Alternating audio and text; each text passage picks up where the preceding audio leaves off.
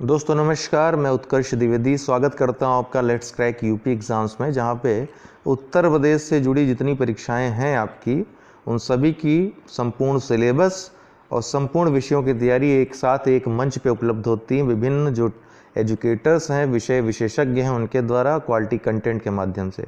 Lockdown के बाद आपको और ज़्यादा इनोवेटिव प्रोग्राम्स इसमें देखने को मिलेंगे।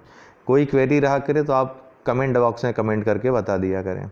आपको बता दूं एक बार फिर कि मेरा जो नियमित प्रोग्राम है वो चल रहा है। सुबह 8 बजे हमारा परीक्षा खबरी आता है, डेली करंट अफेयर्स सह जीके, हम उस पर डिस्कस करते हैं और परीक्षाओं जुड़ी महत्वपूर्ण खबरों को डिस्कशन करते हैं। एक रात जो 8 बजे वीडियो आता है, सामान्य अध्ययन का संपूर्ण कोर्स चल रहा है, जिसकी कि अभी MCQ चल रही है विज्ञान प्रौद्योगिकी का।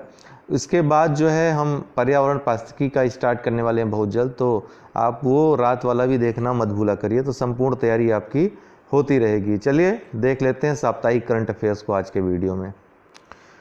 चूँकि हम डिस्कशन आपसे परीक्षा खबरी में करते ही हैं, डेली के जो करंट अफेयर्स होते हैं, तो ये जो साप्ताहिक जो संडे को देते हैं, इसमें हमारा ध्येय रहता है कि एक बार रिवीजन आपका हो जाए, तो फौरी तौर पे तेज़ी से हम सप्ताह भर के करंट अफेयर्स को देख लेते हैं। 27 अप्रैल को कोई महत्वपूर्ण डेट नहीं थी, इसलिए हमने इसको मेंशन नहीं किया है, लेकिन 26 अप्रैल को विश्व बौद्धिक संपदा दिवस था। आप 26 अप्रैल वाला वीडियो अवश्य देखिएगा, उसमें हमने डिटेल में बताया है। तो 26 अप्रैल को जो विश्व बौद्धिक संपदा दिवस था, इसकी जो थीम थी याद करने की, innovate for a green future, ये इसकी थीम थी। ठीक है ना, innovate for a green future. SAARC या दक्षेस, इससे संबंधी जो न्यूज़ थी कि स्वास्थ्य मंत्रियों का, जो सार्क के स्वास्थ्य मंत्री हैं, उनका वीडियो सम्मेलन अर्थात जो वर्चुअल कॉन्फ्रेंस है, पाकिस्तान की अगुवाई में संपन्न हुआ। भारत के स्वास्थ्य सेवा महानिदेशक इसमें शामिल हुए। तो भारत इसमें शामिल हुआ था कि नहीं हुआ था, इस तरह का प्रश्न आ सकता है। मेज़बानी किसने की थी? पाकिस्तान ने की थी। ठीक है, क्योंकि पाकिस्तान में ही जो 19वां वाला होने वाला था इस्लामाबाद में, उरी हमले के बाद रद्द हो गया था, तब से कोई बैठक हुई नहीं सार्क की। 18वां जो अंतिम बैठक हुआ था काठमांडू में हुआ था, जो कि मुख्यालय भी है सार्क का। तो इसके बाद से कोई अभी तक सम्मेलन हुआ नहीं था, लेकिन अभी ये जो हुआ है पाकिस्तान की मेज़बानी में, इसमें भारत ने भाग लिया है, क्योंकि संकट के समय में शत्रु भी मित्र हो जाते हैं, हो जाना भी चाहिए। आभासी वर्चुअल कोर्ट की सुविधा वाला देश का पहला राज्य कौन बना? उत्तर प्रदेश। ये प्रश्न आ सकता है। आभासी कोर्ट, वर्चुअल कोर्ट के माध्यम से, जो वीडियो के माध्यम से, कॉन्फ्रेंसिंग के माध्यम से केसेस सॉल्व होंगे, और ऐसा जिला न्यायालय से लेकर के उच्च न्यायालय तक में ये व्यवस्था कर दी गई है, और सुविधा वाला उत्तर प्रदेश पहला राज्य बन गया है। संजय कोठारी दोस्तों, ये नए केंद्रीय सतर्कता आयुक्त नियुक्त हुए हैं। क्या नाम है? संजय कोठारी। ठीक है, KV चौधरी का स्थान ये लेंगे। ये नए केंद्रीय सतर्कता आयुक्त हैं। बाकी हमने इससे जुड़ी सतर्कता आयुक्त की नियुक्ति कैसे होती है, कौन करता है, सब हमने आपको बताया ही है। 28 अप्रैल को दोस्तों विश्व कार्यस्थल स्वास्थ्य व सुरक्षा। देखिए, हम डिस्कशन इसलिए नहीं कर रहे हैं क्योंकि डिस्कशन करेंगे तो टोटल डिस्कशन करना पड़ेगा, जिसका कोई मतलब नहीं, क्योंकि हमने ऑलरेडी वीडियोस में किया हुआ है। परीक्षा खबरी का प्लेलिस्ट है, आप देख सकते हैं, वहाँ पे डिटेल सब कुछ। अगर इसमें डिटेल करेंगे 2-3 घंटे का वीडियो हो जाएगा, कोई मतलब नहीं निकलेगा। तो 28 अप्रैल को विश्व कार्यस्थल स्वास्थ्य व सुरक्षा दिवस, ये कब से मनाया जाता है? 2003 से। यूनाइटेड नेशंस से जुड़ी अंतर्राष्ट्रीय जो संस्था है, अंतर्राष्ट्रीय श्रम संगठन ILO, जो कि मजदूरों से जुड़ा विश्व का सबसे बड़ा संगठन है और यूनाइटेड नेशन की विशिष्ट संस्था है। इसकी स्थापना जो हुई थी 29 अक्टूबर 1919 को हुई थी जिनेवा में, और 1946 से ये UNO के साथ कार्य कर रहा है, अर्थात UNO की एक विशिष्ट संस्था बना दी गई। लेकिन स्थापना कब हुई थी? 29 अक्टूबर 1919 में। इसका मुख्यालय दोस्तों जेनेवा में है। ILO का, अंतर्राष्ट्रीय श्रम संगठन का मुख्यालय जेनेवा में है। तो यही 2003 से विश्व कार्यस्थल स्वास्थ्य व सुरक्षा दिवस मनाता है 28 अप्रैल को। सिपरी से जुड़ी महत्वपूर्ण खबर थी। सिपरी जो कि Stockholm International Peace Research Institute, इसका फुल फॉर्म है। इसने एक रिपोर्ट प्रस्तुत की कि वर्ष 2019 में वैश्विक सैन्य खर्च में इस दशक की सर्वाधिक वृद्धि रही। अर्थात 2019 में जो वैश्विक वृद्धि रही सैन्य खर्च में, वो सबसे ज़्यादा रही। कितनी रही? 3.6%। दशकीय वृद्धि की बात हो रही है। इसमें अमेरिका पहले स्थान पे रहा सैन्य खर्च के मामले में, दूसरे स्थान पे चाइना रहा, तीसरे स्थान पे भारत रहा। तो पहली बार ऐसा हुआ है कि एशिया के 2 देश टॉप 3 में हैं, और पहली बार ऐसा हुआ है कि भारत टॉप 3 कंट्रीज़ में शामिल हुआ है। ठीक है, टॉप 3 में। इसके पहले सऊदी अरब था तो उसको हटा दिया भारत ने, भारत चौथे स्थान से तीसरे स्थान पर आ गया। तो टॉप 3 में चाइना, भारत आ गए, पहले स्थान पे अमेरिका है। पिछले वर्ष भी अमेरिका और चाइना ही पहले और दूसरे स्थान पे थे। भारत के सैन्य खर्च में जो बढ़ोतरी हुई है उसके पीछे चाइना और जो पाकिस्तान है इसके साथ जो तनातनी है, प्लस जो राफेल सौदा और अन्य जो लड़ाकू विमानों के सौदे हुए हैं उससे संबद्ध करके इसको देखा जा सकता है। फिर आते हैं 29 अप्रैल को अंतर्राष्ट्रीय नृत्य दिवस था। इस दिन 29 अप्रैल को मनाया जाता है अंतर्राष्ट्रीय नृत्य दिवस। ठीक है, और कब से मनाया जाता है? 29 अप्रैल 1982 से। अंतर्राष्ट्रीय थिएटर इंस्टीट्यूट, जो कि यूनेस्को का एक संगठन है या यूनेस्को की एक संस्था है जिसका नाम है अंतर्राष्ट्रीय थिएटर इंस्टीट्यूट।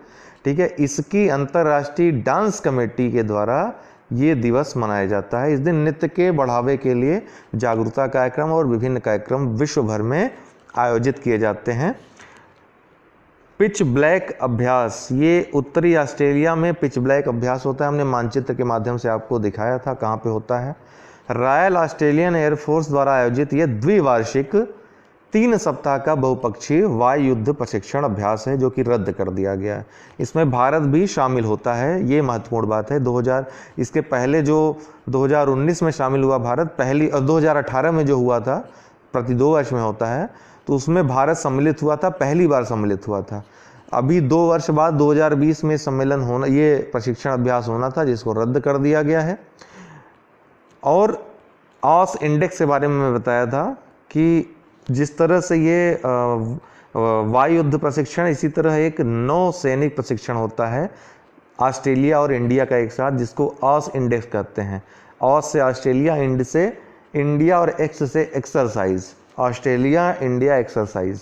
ठीक है, ये ऑस्ट्रेलिया और इंडिया के बीच द्विपक्षीय नौसैनिक अभ्यास है, संयुक्त नौसैनिक अभ्यास, ऑस इंडेक्स। और पिच ब्लैक अभ्यास ये वायु युद्ध प्रशिक्षण अभ्यास है, लेकिन बहुपक्षीय। इसमें केवल ऑस्ट्रेलिया और भारत ही नहीं बल्कि कनाडा, जापान, अन्य जो देश हैं, कई कंट्रीज इसमें शामिल होती है।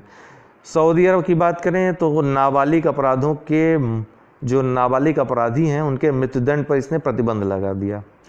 ठीक है, जो कि बाल अधिकारों पर संयुक्त राष्ट्र कन्वेंशन, इसके बारे में मैंने आपको बताया था। इसके तहत चूंकि इसमें सम्मिलित है सऊदी अरब, रियाद ने, सऊदी अरब की राजधानी क्या है? रियाद है। इसने इस पर हस्ताक्षर किया हुआ है और इसमें ये बात है कि नाबालिग अपराधियों को मृत्युदंड नहीं मिलना चाहिए, जिसका कि पालन करने के लिए ही सऊदी अरब ने इस प्रतिबंध को लगा दिया है। और आप देखेंगे सऊदी अरब धीरे धीरे कई जो कट्टरपंथ था वहाँ पे कई सुधार हो रहे हैं महिलाओं और जो नाबालिग बच्चे हैं उनसे उनके संदर्भ में।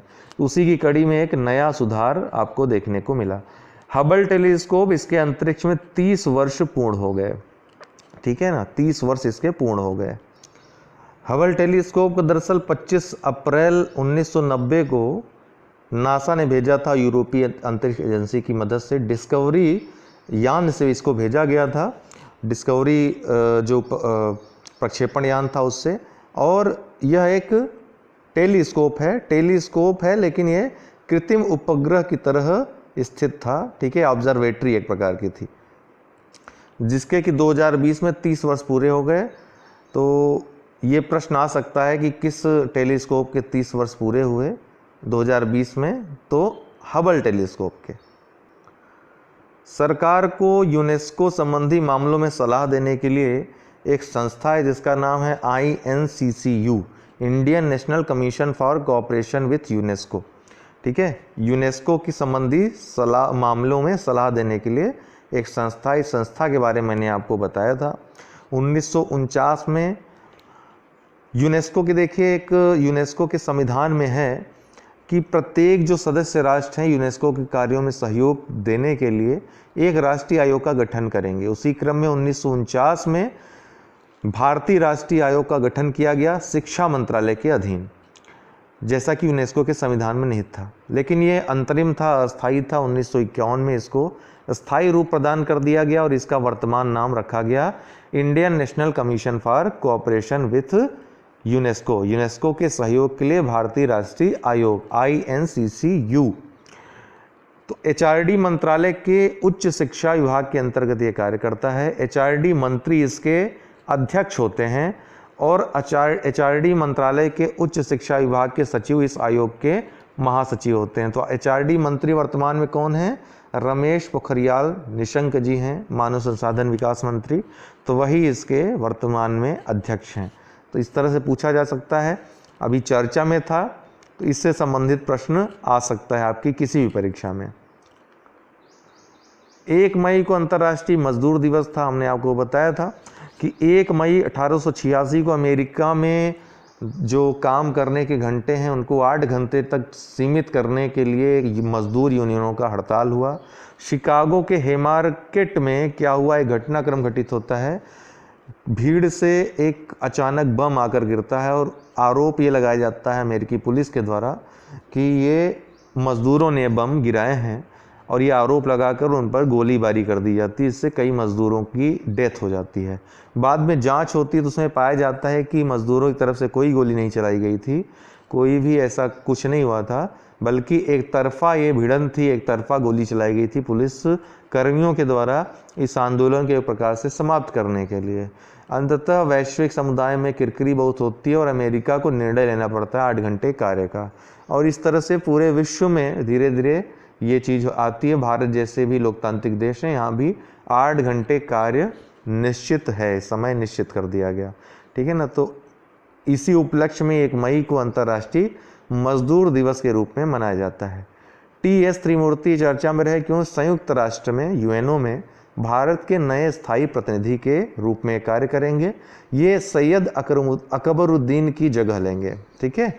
2016 में अकबरुद्दीन की नियुक्ति हुई थी। अब उनका कार्यकाल समाप्त होने के बाद TS त्रिमूर्ति को बनाया गया है। भारत का ये पक्ष रखेंगे संयुक्त राष्ट्र में। IFSCA ये क्या है? वित्त मंत्रालय ने अधिसूचना के माध्यम से अंतर्राष्ट्रीय वित्तीय सेवा केंद्र प्राधिकरण की स्थापना की है, ठीक है। International financial service centre authority, ये है अंतर्राष्ट्रीय वित्तीय सेवा केंद्र प्राधिकरण। इसकी स्थापना अधिसूचना के माध्यम से की गई है, ठीक है। वित्त मंत्रालय का एक वित्त मंत्रालय के अंतर्गत ये कार्य करेगा।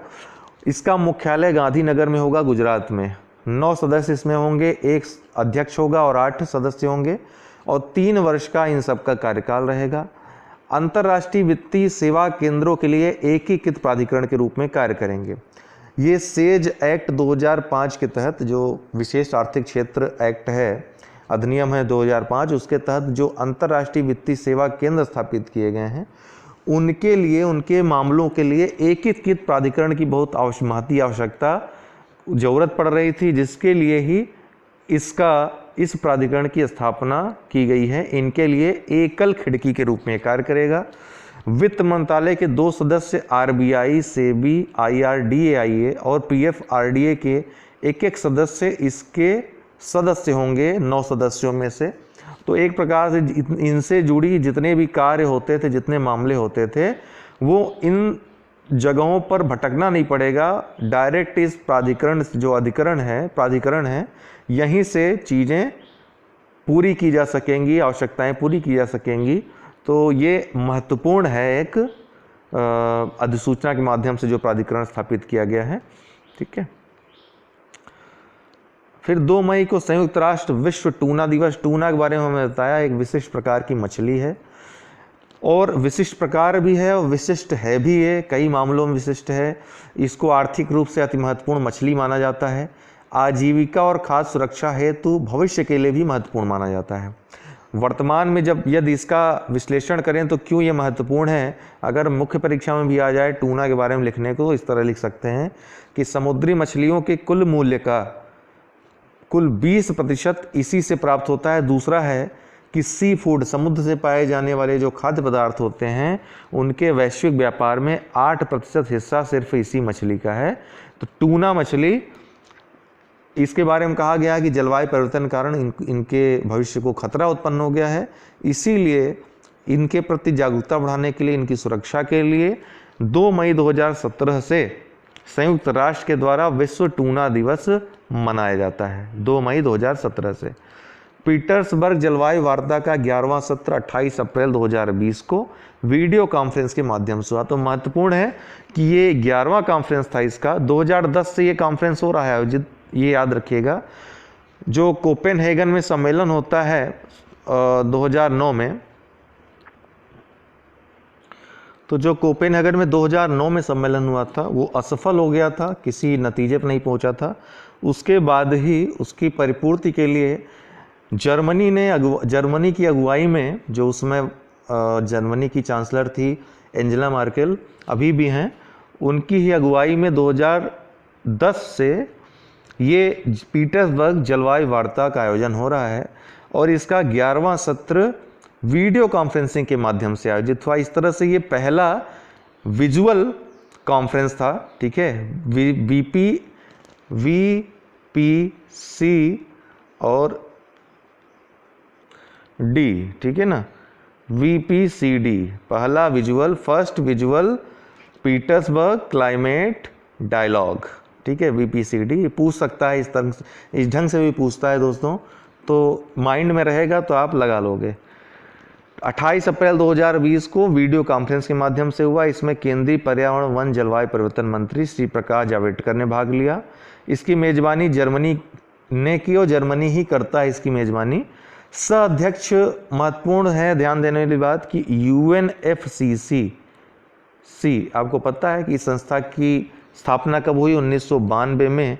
जो पहला संयुक्त राष्ट्र जलवायु परिवर्तन शिखर सम्मेलन होता है, रियो डी जेनेरियो, जिसको पृथ्वी सम्मेलन भी कहते हैं या वसुंधरा सम्मेलन भी जिसको कहते हैं पहला, उसमें ही United Nation Framework Convention on Climate Change इसकी स्थापना होती है और तब से कॉन्फ्रेंस ऑफ पार्टीज, इसकी कॉन्फ्रेंस ऑफ पार्टीज की बैठक होती है, कोप 1, कोप 2, कोप 3, इस ढंग से।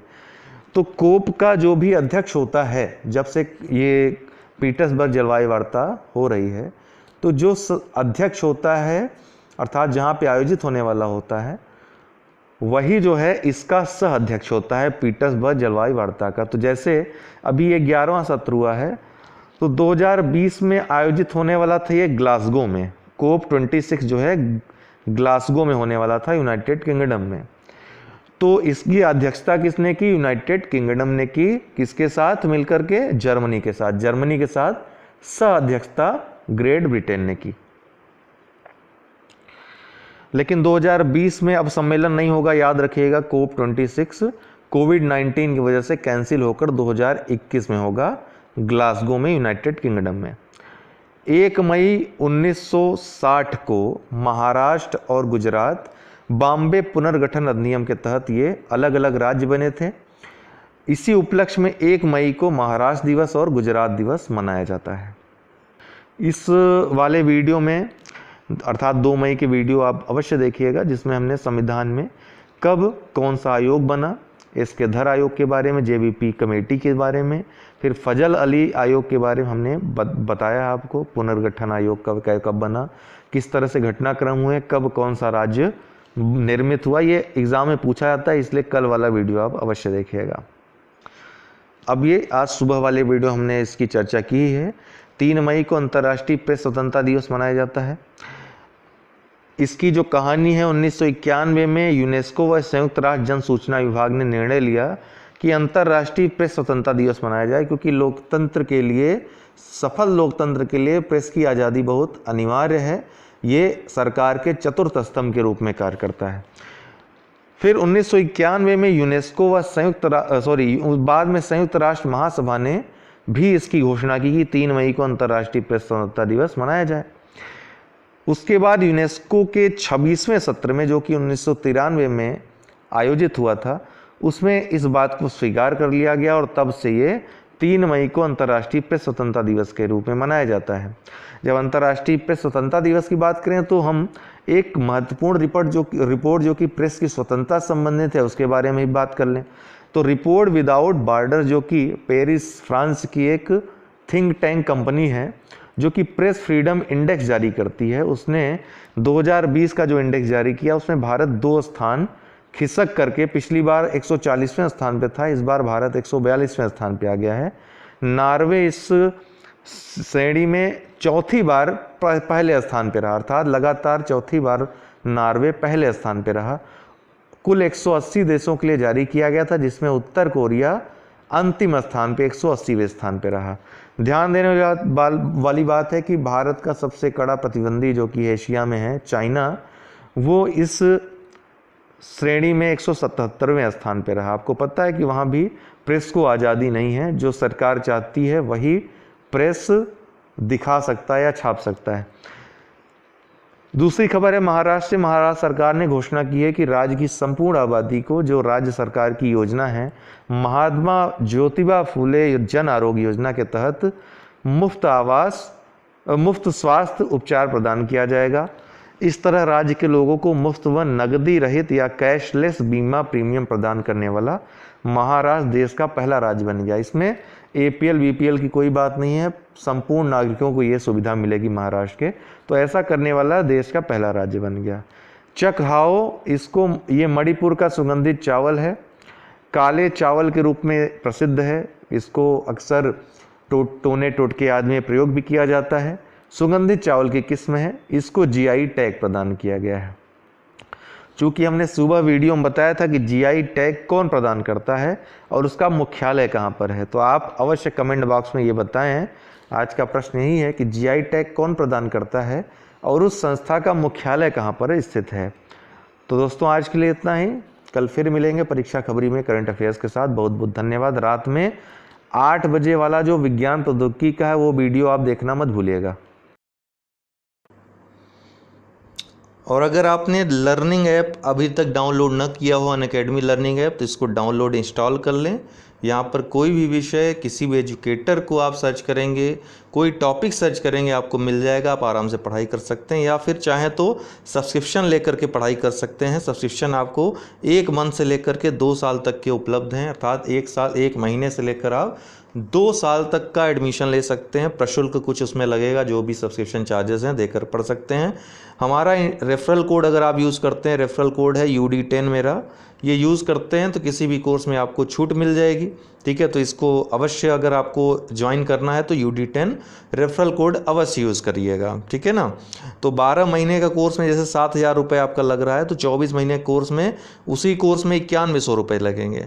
तो आपका 2 वर्ष का जो फ़ी रहेगी वो कम पड़ रही है। तो आप चाहें तो 2 साल के लिए सब्सक्रिप्शन ले सकते हैं, पढ़ सकते हैं आराम से, तब तक आपका सिलेक्शन भी हो जाएगा कहीं ना कहीं। ठीक है, तो UD10 आप याद रखिएगा, रेफरल कोड। तो दोस्तों आज के लिए इतना ही, बहुत बहुत धन्यवाद।